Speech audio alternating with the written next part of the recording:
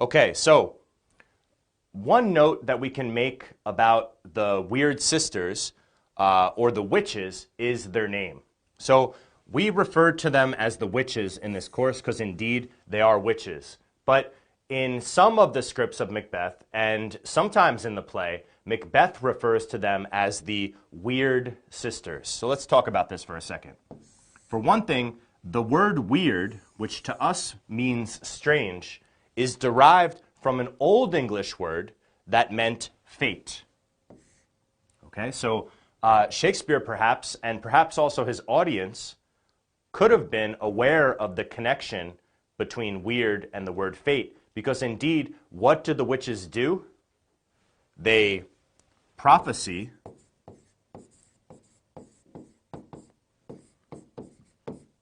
fate, and they certainly have an influence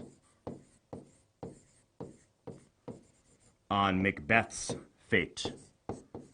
Now, of course, I think we need to recognize, or, personally, in my interpretation, I recognize that Macbeth chooses his own course despite the influence from the witches and from his wife, right? But to some extent, we need to acknowledge that the witches do impact Macbeth's fate.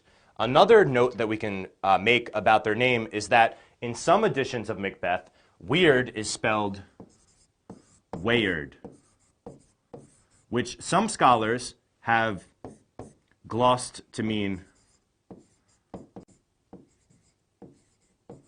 wayward, okay, as a different spelling. Now, wayward means off course.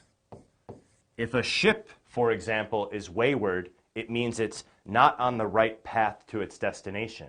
And in a sense, the three witches, in retrospect after reading the whole play, they lead Macbeth off of his course to make some wrong decision. So the name of the witches itself, the Weird Sisters, something they're referred to throughout the play, is significant and kind of gets us thinking about some important themes like fate in the play Macbeth.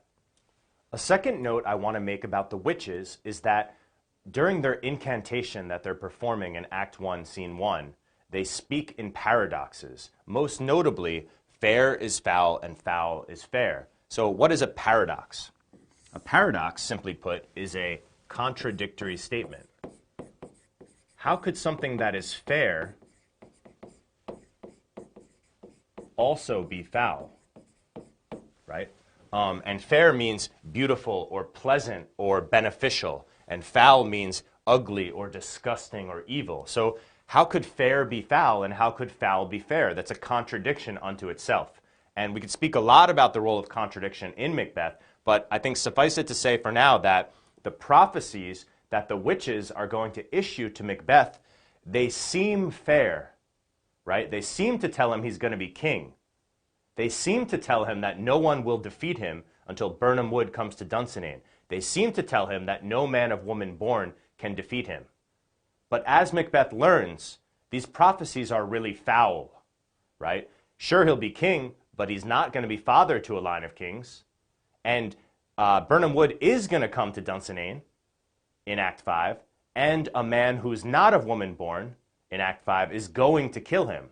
So one way we can interpret the role of this paradox is that it kind of hints to us that a lot of what the witch's prophecy is going to end up being paradoxical and contradictory. And one of Macbeth's problems is that he can't accurately interpret the paradox. He interprets their prophecies at surface level, and in the end, this is part of what brings about his tragic downfall. Thirdly, this is a simple comment. The stage directions indicate in Act 1, Scene 1 that there is thunder and lightning. Weather is an important way. It's a recurrent motif, and it's an important way that the atmosphere is established in Macbeth. Atmosphere is another literary device. Atmosphere is the mood of a literary text. We can think of it as the kind of emotional feeling that the audience has in a particular scene or during a particular event. And one of the important ways that Shakespeare accomplishes atmosphere in Macbeth is through the weather, right? So thunder and lightning reminds us of storms and chaos, and indeed, these witches are going to introduce a storm of sorts and chaos into Macbeth's life. Let's take a look at Scene 2. And again, I want to remind you, there are many more points you could make as you analyze these scenes. I'm trying to offer 2 or 3 points of interpretation that we can begin developing for each scene, but I encourage you to ask yourself, what else is significant in these scenes that Edward hasn't mentioned in this course? Because there's plenty more to talk about. So in scene 2, this is very important. The captain, remember, the captain gives information to Duncan about what happened in the battle, but at the same time, the captain's role is to perform exposition to the audience. We learn as the audience about Macbeth before he even appears on stage. So during this speech in scene 2, in a monologue, he describes the battle in terms of doubleness. This is very important. 2 spent swimmers that do cling together and choke their art.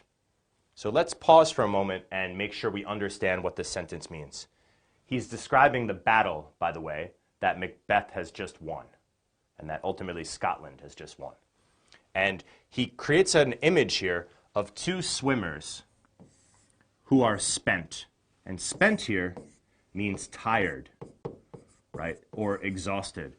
Sometimes we use the word spent when we're talking about money, right? I spent my funds. I could also say my funds are exhausted. I have none left. And the word exhausted can mean tired, right? So 2 very tired swimmers that do cling together and choke their art. Art in Shakespeare often means something like skill. So what this is really describing is 2 swimmers in the ocean or in the sea who are trying to stay afloat, but they're very tired and they're clinging together. And by clinging together, they're unable to swim, and so they sink and they drown. And what the captain intends to say is that the battle could have gone either way. He's creating a sense of suspense in his storytelling. He's making it seem like Macbeth could have won or MacDonald could have won. There is no way to tell. But this image of doubleness is very important because doubleness and inversion happens throughout the entire play. Let's give a couple of examples. In Act 1, we have a rebel and we have a hero. Who is the rebel? MacDonald, right, who Macbeth defeats. And who is the hero? Macbeth. But later in the play, we also have a rebel and a hero. We have Macbeth is the rebel who has killed Duncan and broken up the royal line to become King of Scotland, and the hero is Macduff. Both scenes end with the defeat of the rebel, right? MacDonald and Macbeth both die. And remember, MacDonald and Macbeth, they both get their heads chopped off. Macbeth chops off MacDonald's head after killing him in battle and puts it on top of the battlements to display that the traitor is dead. And Macduff cuts off Macbeth's head and brings it back to Malcolm. Both of these scenes also end with the true king being restored to his authority. In the beginning, when the rebel is MacDonald and the hero is Macbeth, the true king restored for a moment is Duncan. In Act 5, when Macbeth is defeated as the rebel and Macduff is the hero, the true king restored is Malcolm. So there's this doubleness that happens again and again in Macbeth, right? There are 2 banquets, one that Duncan comes to at Inverness, and then another for Macbeth's coronation. There are 2 killings of father-son pairs. First, Banquo and Fleance, although Fleance escapes. Later, Macduff's son is killed, right? So things happen in doubles, but they're never exactly the same. There's always a change, always an inversion. And in this doubleness, the inversion is that first Macbeth is the hero in the killing of the traitor, but later he's the villain in the killing of the traitor. Okay, so try to think about that. We're going to return to this idea of doubleness throughout our analysis. A second point that I want to bring up that we've mentioned before is that the exposition of Macbeth's character as brave, victorious, and loyal happens before Macbeth appears on stage, right? We mentioned this before. This is one important role of the captain's expository monologue. right? It also creates a little bit of irony because when we see Macbeth, he's already starting to think about the possibility of killing the king so that he can fulfill the prophecy and become king.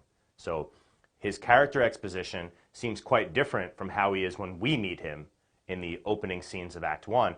And also, as we're going to see, his character exposition is quite different from how Lady Macbeth describes him before he returns home to his wife at Inverness.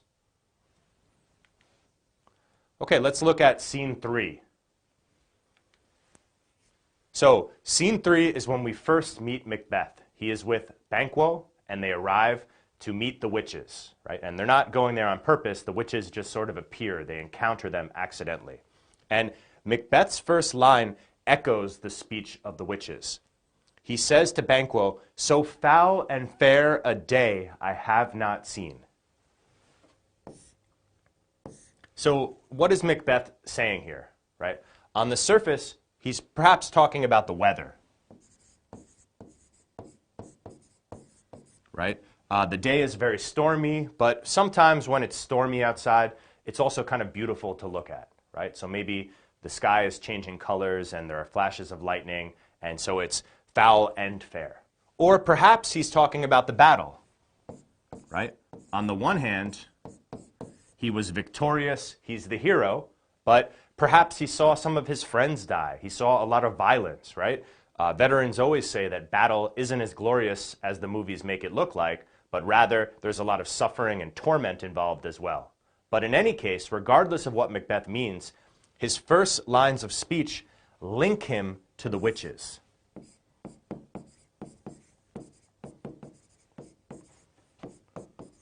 And indeed, Macbeth's fate is going to be interwoven with the words of the witches throughout the rest of the play. A second point that's important that I want to introduce here is that Banquo's first reaction to the witches is to question their gender. And this is important for two reasons. So he says to them, "You should be women," meaning he thinks that they're women, "and yet your beards forbid me to interpret that you are so." Okay, so evidently the witches have beards. Okay, so a couple things that we want to point out here. First of all, this is the first instance of what we might call a transgressive gender identity in Shakespeare's Macbeth. Let's write that down. It's going to be important in our 12th section when we look at gender more thematically and more comprehensively. So,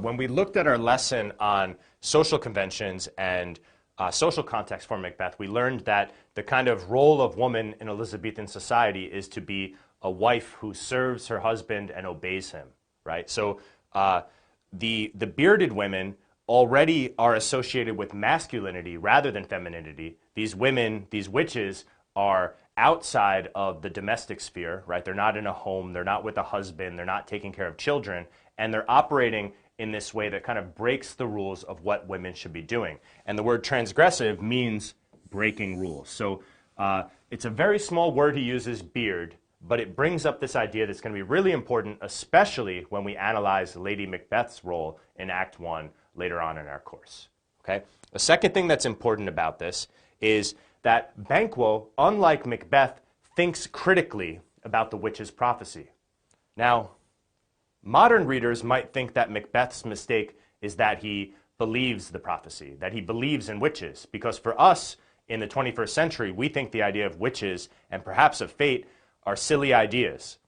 But perhaps within the world of Macbeth, his mistake isn't in believing that they're witches or that they have powers to see fate, but rather his mistake is not thinking critically about what they say, because what they say does come true. Birnam Wood does come to Dunsinane, but not in the way Macbeth thinks, right? A man who's not of woman born does kill Macbeth, but not in the way that he thinks on his superficial reading. So Banquo is already looking at them and saying, oh, you look like women, but maybe you aren't. This is a clue that Banquo, unlike Macbeth, thinks critically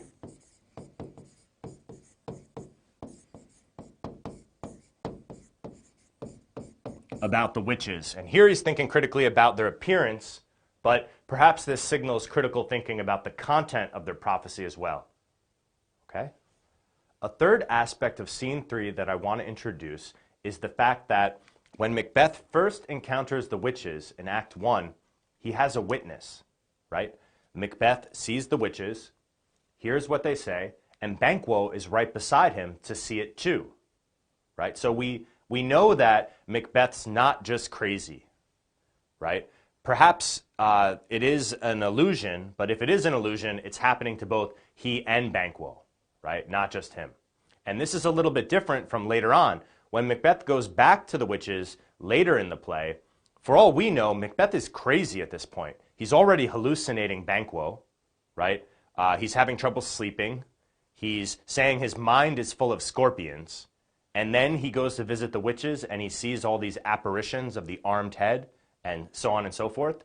A question we have to ask at that point in the play is Macbeth just crazy or is this really happening, right? So in the beginning, we know that he's not just crazy. And this is important because Macbeth starts as a reasonable, self-possessed person. Throughout the play, he becomes less and less reasonable, more and more erratic and irrational. Okay?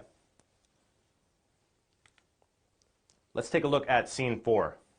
In scene 4, Duncan is at Forres and he greets Macbeth and Banquo. So in scene 4, we have Duncan and Banquo and the Scottish nobleman approaching the castle at Inverness, which is where Macbeth and Lady Macbeth live, to have a celebratory banquet to honor Macbeth and celebrate the fact that the traitor has been defeated. Of course, ironically, as Duncan makes Macbeth the new Thane of Cawdor, Macbeth kind of inherits the old Thane of Cawdor's traitorous nature, right? But in any case, Duncan says, there is no art to find the mind's construction in the face. Okay, so let's talk about what this means. There's no art, and remember, art means something like skill for us in Macbeth. There's no art to find the mind's construction. So in other words, the inner thoughts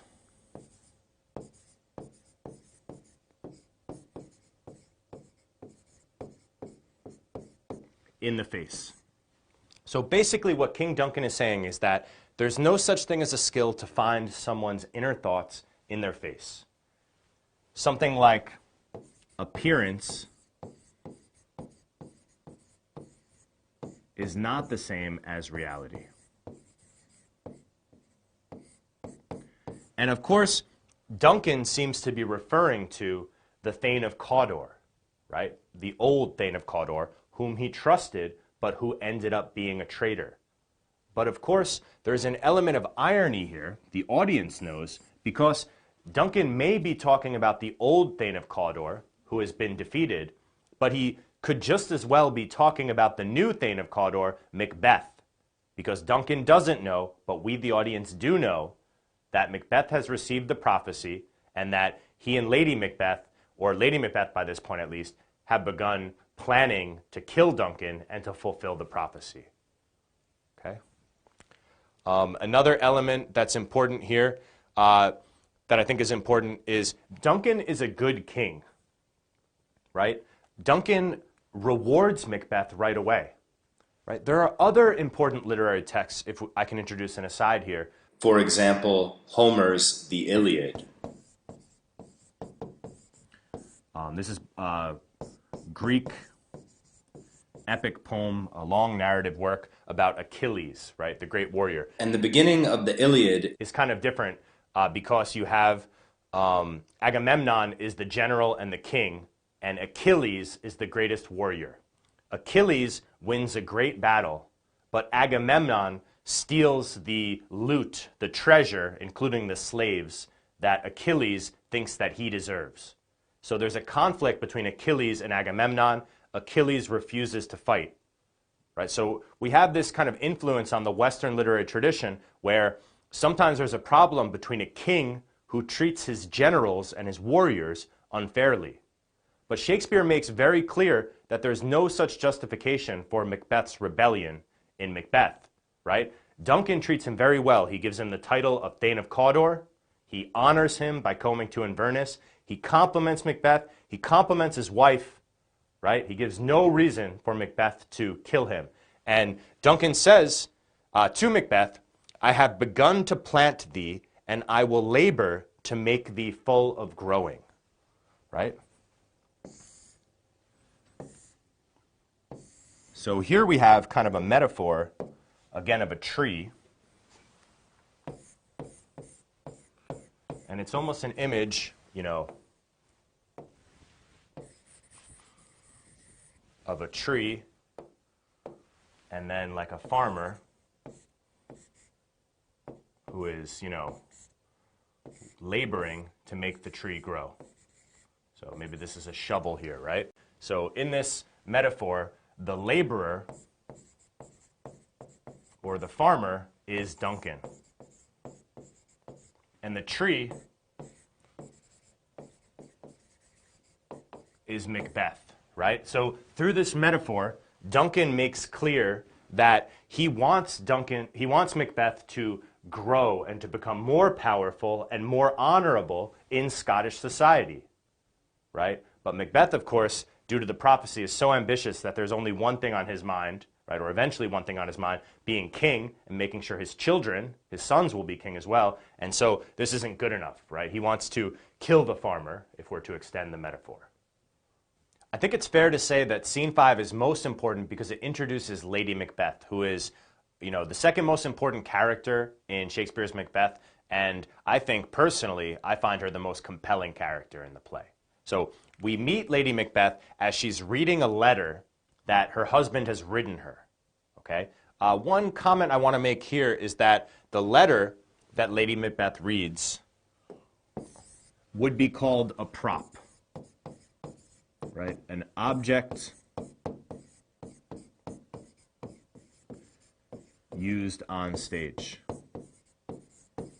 okay? But as we mentioned in an earlier lesson, oftentimes Shakespeare doesn't use stage directions extensively. Instead, the stage directions are implied in the speech, right? So the letter that she's reading is implied.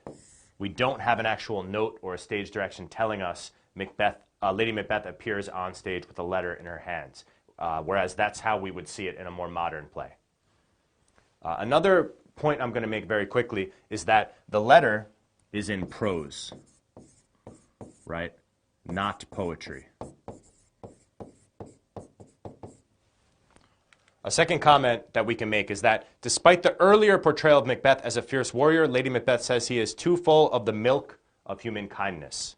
Okay, so oftentimes in Shakespeare, different bodily fluids are used to represent different kinds of emotions, right? I'm going to give two examples right now. So we have milk and we have gall, right? So, and by the way, I want to say that in Shakespeare's day, the understanding of bodily fluids was totally inaccurate from a modern scientific standpoint, right? But we have milk, which of course is what mothers give to their infants to nourish them, right? So we associate milk with kindness, okay? And gall is a substance that in Shakespeare's day, doctors and people would have thought was produced in the internal organs that was responsible not for kindness, but for anger or resentment or more negative emotions, right? So here we see Lady Macbeth describing her husband as too full of the milk of human kindness. He's too kind of a person to fulfill the prophecy and kill Duncan. Well, what's interesting here is that we really have three different representations of Macbeth so far, right? We have the captain's description, right? And the captain describes Macbeth as incredibly courageous and violent, right? Not disloyal, but violent against the enemies of the king. We have Macbeth's own appearance on stage, and we don't really know exactly how he's thinking about the witches yet, but we get a sense that he's a little bit gullible, right? That he's a little bit able to be ensnared by the prophecies of the witches. And now we have Lady Macbeth's representation of her husband as too full of kindness. And it's hard to make sense of these different representations of Macbeth. On the one hand, the captain says he's a fierce warrior. On the other hand, his wife says he's too full of kindness, right? So this creates a little bit of a question in the reader's mind and in the audience's mind.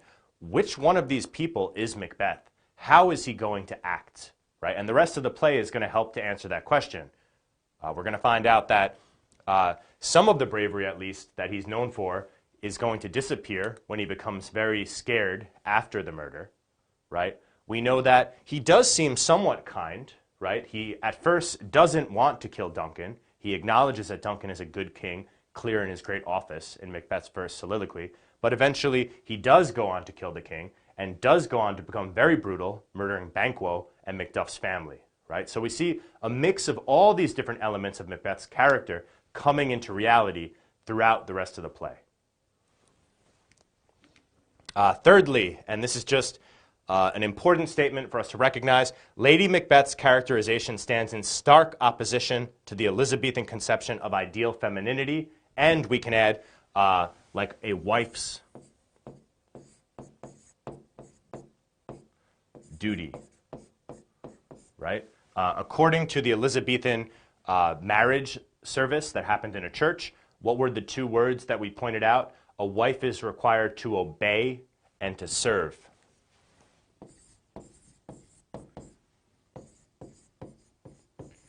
But in this scene, we see a perversion of these responsibilities. She plans to convince her husband and to manipulate her husband. She's not encouraging him to be a good person, a good Christian, an upright member of society. She's encouraging him to murder the king. So maybe only in the darkest way is she serving him, right? She's recognizing that he could be a great king, and she's manipulating him into taking matters into his own hands and slaying Duncan within his own house so that he himself can become king. One more point about this is one of the social responsibilities of a woman in the Elizabethan age, of a wife in particular, would have been to kind of manage the domestic realm, right? To manage the household. And in Inverness, Macbeth's castle, that is their household. And so when a guest comes to the house, it, conventionally would have been the wife's responsibility to welcome and to honor that guest. Well, what Lady Macbeth plans to kill Duncan under her battlements in her castle is the exact opposite of the wife's duty to welcome guests and to honor them in her household. Let's take a look at scene 6. In scene 6, we see Duncan and Banquo arriving at Inverness, Macbeth's castle, and we see some dramatic irony happening here. Duncan says that the air smells sweet, right? Again, remember, weather kind of creates a sense of atmosphere. It makes the audience feel happy and reassured, or the audience know that some chaos is going to happen, right? So if we have stormy weather versus pleasant weather, stormy weather is normally going to mean that some chaos or evil is afoot. Pleasant weather is going to mean that peace and harmony are prevailing. So we know that Lady Macbeth really wants to kill Duncan, and we know that Duncan is in danger when he comes to this house. So when he says, the air is so beautiful, what a pleasant seat hath Inverness, right? In other words, what a beautiful environment. It's ironic because the audience knows, King Duncan, you couldn't be more wrong. There is nothing pleasant about your visit to this castle. Similarly, Banquo mentions the temple-haunting martlet. So a martlet is a kind of bird. And here, temple-haunting means more like church-dwelling. So a martlet was a kind of bird that was known to make its nest in a church. And since we associate a church with God and goodness and all this other stuff, the martlet had a reputation for being a sign of good, positive things. Now, what's interesting is we have another instance of doubleness and inversion here, right? Because Lady Macbeth earlier talked about a bird too. She talked about a raven, right? The raven, of course, which we're going to take a look at later in this scene, is a symbol of death, right? But the martlet is a symbol of life and goodness. So there's an element of irony here in that Banquo is pointing out the beautiful birds that represent life, whereas Lady Macbeth, the master of the household, is pointing out the raven, a bird that symbolizes death. And we're going to look at that speech a little bit later today. Another thing that's important here is Lady Macbeth assures King Duncan, she says, you servants ever have theirs, themselves, and what is theirs in compte.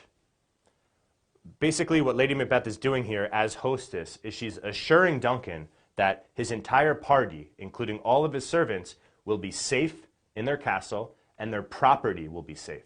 So in other words, it's the equivalent of saying, today, make yourself at home. My house is your house. Something we might say to our guests when they arrive, right? But of course, this is ironic. This is an instance of dramatic irony.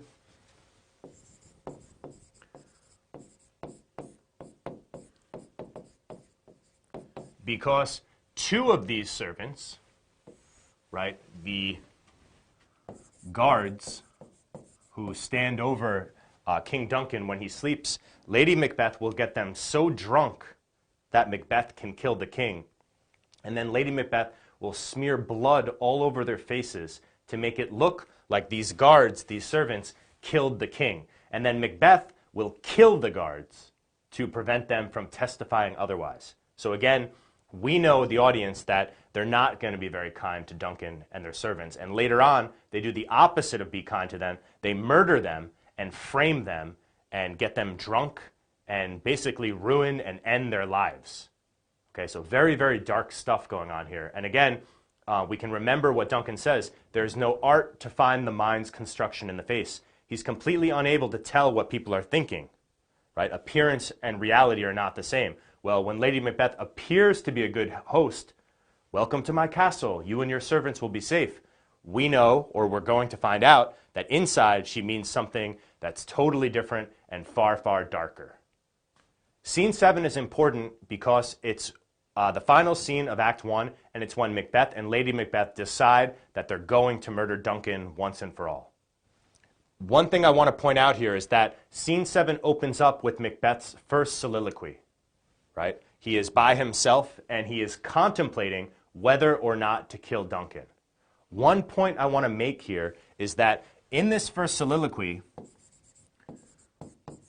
Macbeth is reasonable.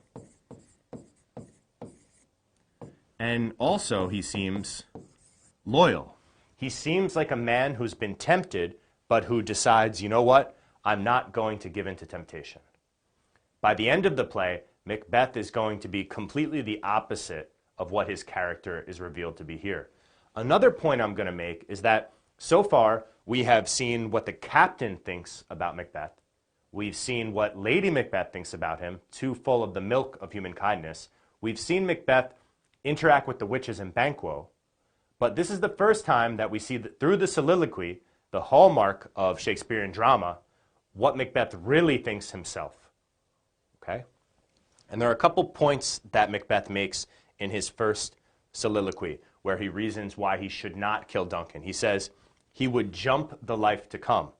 Well, Macbeth isn't an overtly Christian play, but there is a Christian worldview that surrounds Macbeth, I think because it surrounded Elizabethan society when Shakespeare lived and wrote his plays. And so when Macbeth says he would jump the life to come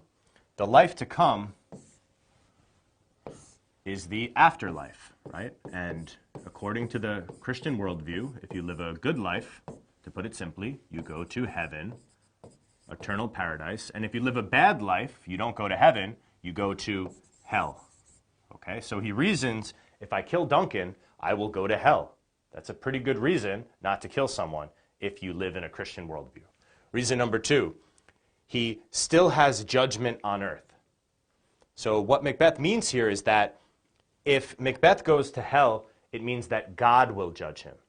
But Macbeth also realizes that people on earth will judge him as well.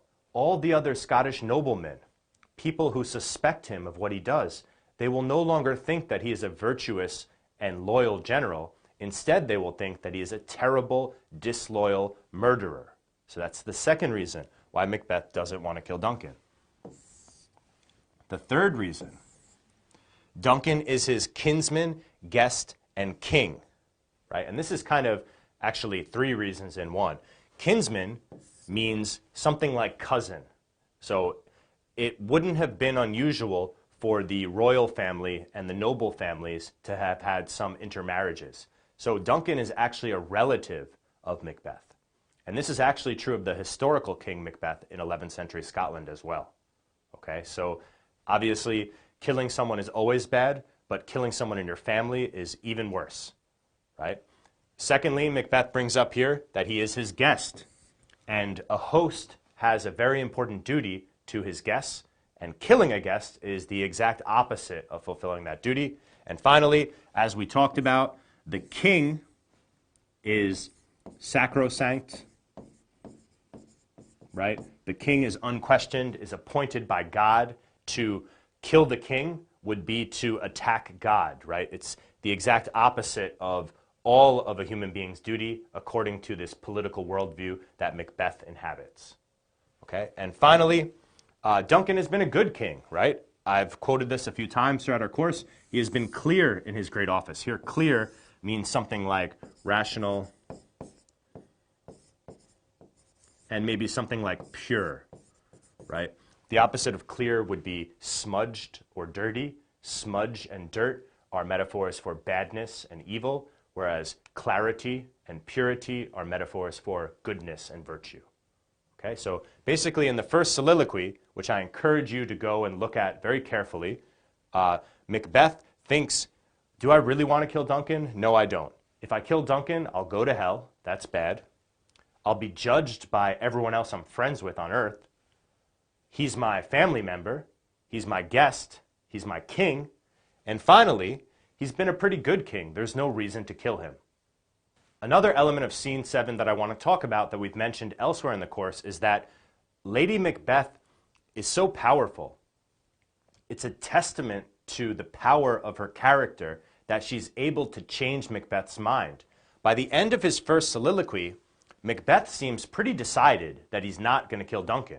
But Lady Macbeth is able to change his mind through her convincing arguments and her strong force of her will, right? And one of the ways that she does this is by calling Macbeth a feared and a coward, right? In convincing Macbeth to move forward with the murder. So we know that Macbeth is famous and honored for being a brave soldier. So when his wife, right, a woman within this like worldview of gender identities at this time, is calling him afraid and a coward, right? She's attacking his masculinity, and she's creating a logic where if he doesn't kill the king, then he's not a real man. Okay, and we're going to take a look at how Lady Macbeth uses gender to reason and to decide, that Macbeth should kill King Duncan in a little bit.